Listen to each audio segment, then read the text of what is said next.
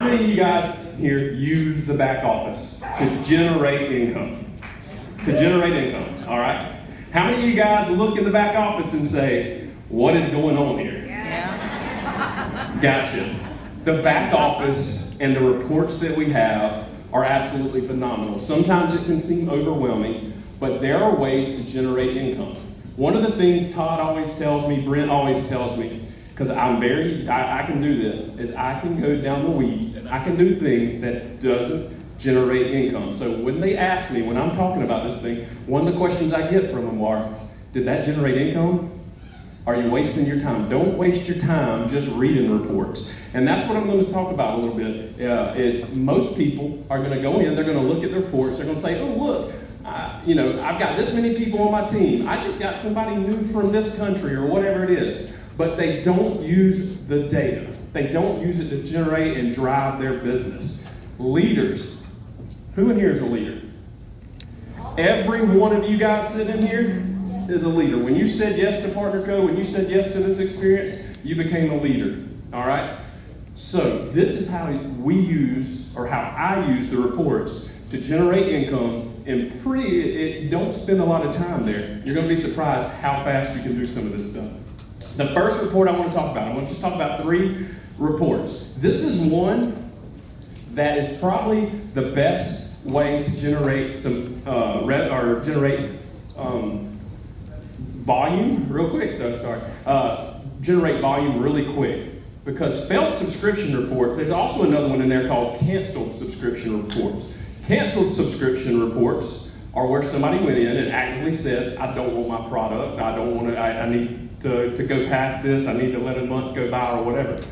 Failed subscription on the other side is, it says not dead customers, but not dead brand partners. These people aren't people that canceled. These are people that said yes. These are people that already put in their order, that put in their credit card. They may have been getting it, and then all of a sudden, for some reason, it didn't go through. Usually it's a credit card. Usually it's a expired credit card. And I will tell you, I've been on these reports. I've called Joni Budd and said, hey, do you realize you didn't have your subscription go through? Oh, dang, my card expired, and change it out. That's what you can do with this report. So I'm going to go through real quick and tell you how to do it. Everything is in the menu in the back office. So you go into the back office, you click the 3 lines, or otherwise known as the hamburger menu.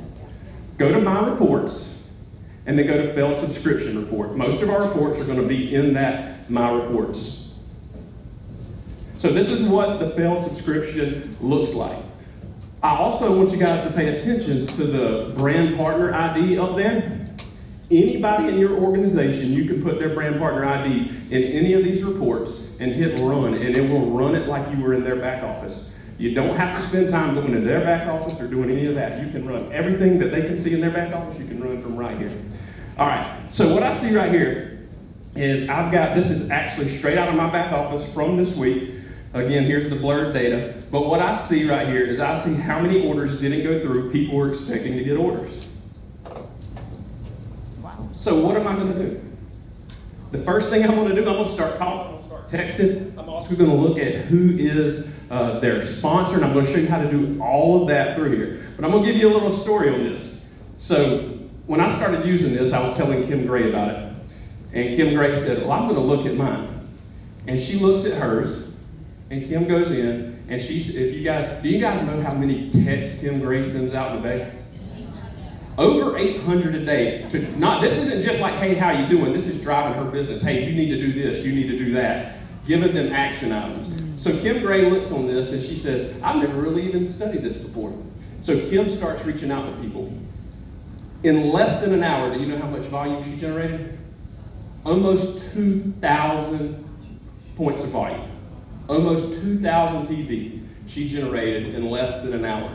If I told you, hey, spend 10 minutes and you could probably make $100, would you spend 10 minutes doing that? The other piece to this that a lot of people miss out on is this is an opportunity, all of this is an opportunity for you to build a relationship with somebody. I have amazing leaders in our team. There's amazing leaders under it that, I don't have to call their people. I don't call their people. But there are other people that have no clue, but I'm not going to let them go to the wayside.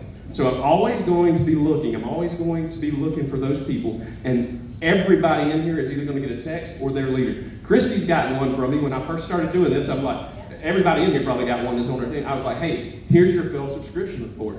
Start calling these people. See if you want. It's something that you can do literally in 10 minutes. The biggest thing is there's no pressure. These people have already said yes. How many in here just really get really nervous or do not like cold calling people out of the blue? That's me. I do not like doing it. It's something I fight with every time when I reach out to cold contacts. But this is not that. There's no selling, there's no convincing. This is literally just a follow-up for you to build a relationship, a quick message. And one of the questions you always get is, what do you send people? There's some examples of what you can send people right there. Hey, your subscription didn't go through, just wanted to check in. Want me to help you get it sorted out? If you never talked to that person, make sure, hey, this is Reese from Partner Code. But looks like your card may need updated, won't help. 2 minutes and I can walk you through it. With Chris and Joni or whatnot, I just said, hey, you might want to put your subscription in. Because remember, if you don't have your subscription, you'll lose your lifestyle points, your savings bonus. You want to make sure you keep that. And the other piece to this is most of these people have no clue until Friday when they don't get a check. And then they're like, well, what happened? And then we spend a day or two going to Taylor, going to Kevin, going to customer service saying, hey, can you help us get this updated? We need to reinstate these points. This saves everybody so much time, including yourself, and you get a chance to build a relationship. You get a chance to show people, as Lucy said, you care. Hey, I care. I just want to make sure you know. And you get to send this, and then you're going to generate. And this report, generally, 9 times out of 10, is going to generate PV. So if you have 10 people, 9 of them are going to say, dang, I forgot. I'm doing it right now. All right, the next one. This is probably the one most people use, but it's very, very underutilized. And I won't say misappropriated or anything like that, but it's just underutilized. It's so powerful, especially with what our IT team does with giving us the filters and such. But the striking distance, this is where you can literally go, oh, let me back up real quick. The first report, that failed subscription report, run that on Saturday and then run it on Tuesday. Those are the 2 days you want to run that report. You can literally start your week off with extra volume by doing that on Saturday. Striking distance, I was literally sitting right there during the break just a second ago, just when we were getting started, and I was going through my striking distance report. Every Thursday and Friday, I spend time in the striking distance report. The thing about this is most people have no clue how close they are. That's your job as a leader. Your job is to let them know where they're at. Create the awareness. Create urgency. Hey, this week's about to be out. It's Friday. You're 400 points for being officer. Let's get an order in. The first one will generate good volume, small volume, but it generates a lot, 9 out of 10. This one, maybe it's 1 out of 10. And I can tell you, where's Risha? Risha is one of the best drivers of creating the urgency and creating the action. When she is pushing somebody to go to the next level, she can tell you exactly where they're at. She'll reach out to me just to confirm things. But she uses that information to create action. You generate other people's rank advancements with this report. It'll generate your own rank advancements. So how do you get to it? Same thing. This one's a little bit different because it's not under my reports. It's just under the menu, third one down, striking distance. Has everybody in here used striking distance? Who has not used striking distance? No, I've never used it. Hey, that's pretty good. Is everybody confident in striking distance, or do you know what you're looking at? I'm going to show you a way at the end of this, though, that's going to save you a ton of time and a ton of energy. So here we go. IT has given us filters here. So you can really, in promotions, things like that, you can click on show filters right there. That's going to bring up your filters. All right, anything from business level. So are they business? Are they elite? Are they ultimate? You can look at that. Subscription, do they have their subscription on? I use that a lot, and I'm going to give you some examples here in just a second. Current title, that's a big one for me. I'm always looking at people like a vice president, senior vice president. Who is going to that officer level next, and how do we get them there? Country, if you want to do it by country, of course. And then you can actually put this in now and do your income position or your line number. So if you want to look just at line 1, just at line 2, or just at line 3, you can look at just that line. All right, here's some of the data right here. So you're looking at it, you see everything across here. Do you know there's a lot more data in this than what you see right here? There's a ton of data. There's actually, I think it might have been on the last slide, it says, hey, there's more data if you want a wider screen, put it on there. And I will say, guys, you can do this on your phone, but doing this on an iPad or a computer makes seeing this information a lot easier. So let's see right here. All right, so first thing I'm going to do is I'm going to look at current week. You guys see current week right there? If you click current week, you can click it once, it's going to do it ascending. You can click it again, it's going to do descending. I want to see my current weeks, because that is only going to be populated if they're in their first 4 Fridays. So I want to see who's in week 4, who's in week 3, who needs to get to ultimate. So the first thing I'm going to look at is, okay, there's a business level right there, and they're in week 4. I got to push them. But there's an elite person who has put the effort in to already be elite. They're in their last week, and they need 435 points. You see that right beside it to get to that elite, or to get to that ultimate level. I'm going to push hard to get them to that ultimate. That's going to be one of my primary people right there. Y'all understand that? All right. The next thing I'm going to do is I'm going to look at the points to the next business level. This is going to look at everybody throughout those 4 weeks. First week, second week, third week, fourth week. And I'm going to look at the ones that have the lowest amount to get to the next one. There's somebody that is business level that needs 175 PV in their third week to get to elite. I'm pushing them this week to generate that PV to get to that elite level. Then we're going to talk about ultimate as well.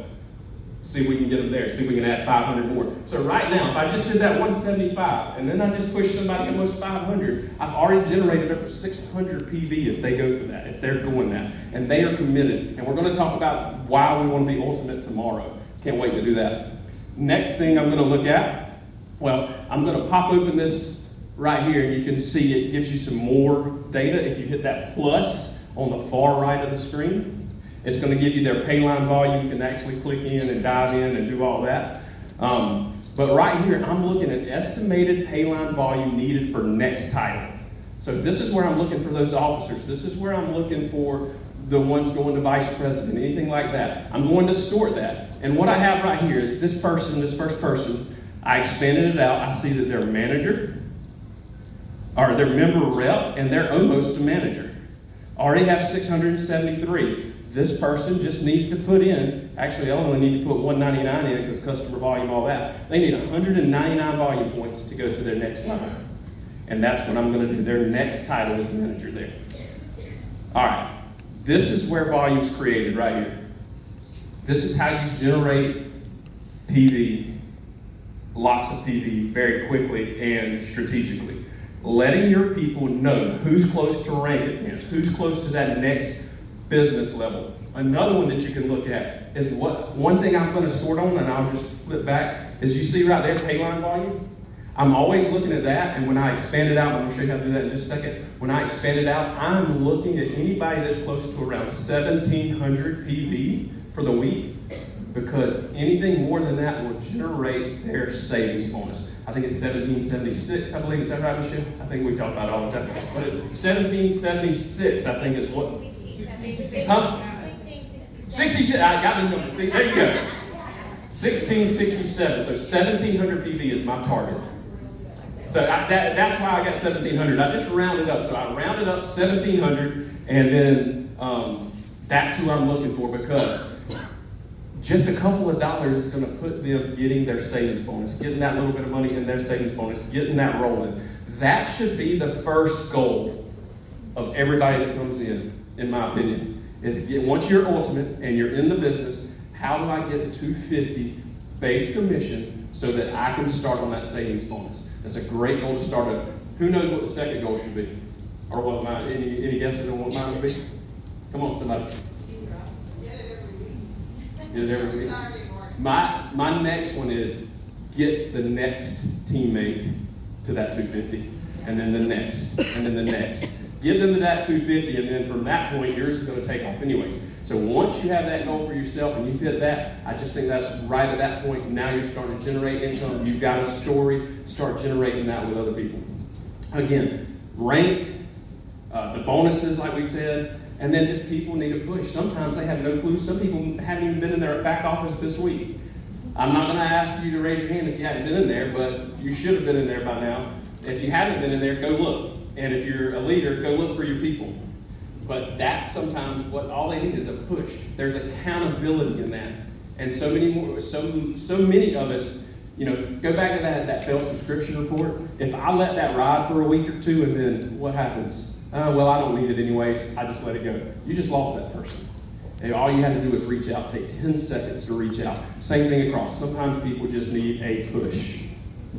And this is kind of where, like, within 200, within 500, this is just kind of a good benchmark that I use as far as that. Usually 500 PV, I'm looking at some of the larger titles. And then timing, we talk about that Thursday. All right. Oh, sorry. My bad. We already talked about it. Y'all got to listen. Oh.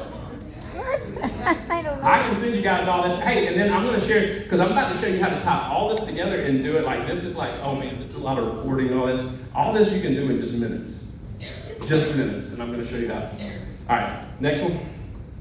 Y'all got that one? Got that picture, yeah. Just so you know, guys, I don't like slides. I'm not a slide person. I like to just talk, as you guys probably already know. All right, organization report. This is how you kind of dig into where these people are, who's in their organization, where they're at in the organization, who do I need to contact, because you can go in, once you pop in here, menu, my reports, my organization reports. You can go in there. Again, all of these you can sort by week. This one's a little bit different. I just do want to show you though, make sure as your business grows, you'll see this little pop-up over here that says 35 levels loaded. Make sure you load all your levels. And the reason we have that in there, or the reason IT has that in there, is if everybody had all that data always pulled, it would be really, really slow and it probably wouldn't perform. So this keeps it where it can function pretty quickly. Then you got the filters again, show filters. This is the report I go to because this shows everybody in the organization. Striking distance only shows people with pay line volume. There we go. I just covered up the incident only. So this will show you, so striking distance will show you just people with pay line volume, people that are in their first 4 Fridays. This shows you everyone in your organization and even your customers. So you can see right there under type, you can click right here and just look at your customers. You can look at brand partners. You have all your filters. This is where I go when we're doing something like right now, Ultimate Unlock. So Ultimate Unlock right now, I want to know who is business level, who is elite level, who is member level, whatever level they're at, how much PV do they need? We know when they start, if they're business level, they need 1,000 PV because they're starting at 500 PV. So I go to their business level, I select on there, I just click on that and say, hey, I want to see just the people that are business level or just the people that are elite.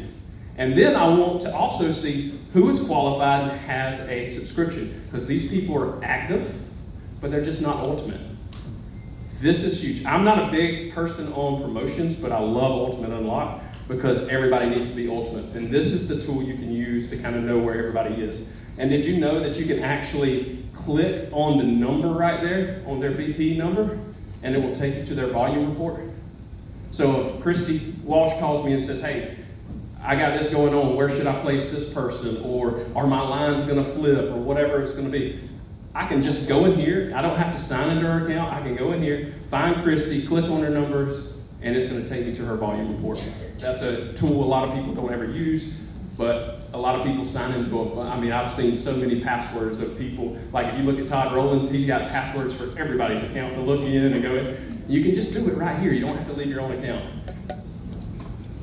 All right, now let's tie this together. Who in here is scared of AI, don't like AI, think AI is the devil?